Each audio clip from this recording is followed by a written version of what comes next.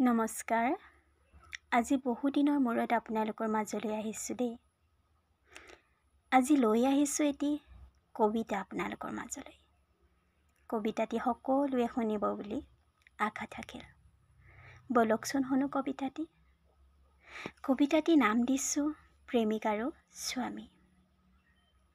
বিয়াৰ আগত এজন প্ৰেমিকে প্ৰেমিকাক কয়,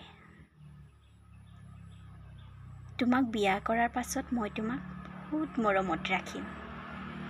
বিয়াৰ পাছত নিচাযুক্ত বস্তুবোৰ সকলো এৰি দিম। প্ৰেমিকৰ কথাবোৰ সত্য বুলি মানি লোৱা গৰাকীয়ে হ'ল তেখেতৰ প্ৰেমিকা বা তেখেতৰ হ'বলগীয়া পত্নী। এগৰাকী পত্নীয়ে মা দেউতা তেখেতৰ সকলোবোৰ ত্যাগ কৰি স্বামীৰ বিশ্বাসত গুচি আহে।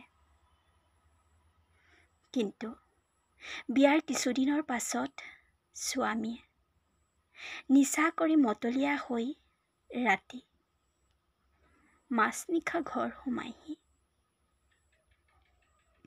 ৰাতি দুচকুত চকুলো লৈ উজাগৰি ৰাতি কটাই থকা পত্নীৰ হৃদয়খন যেন বৰফৰ দৰে গলি শেষ হ'ব ধৰে।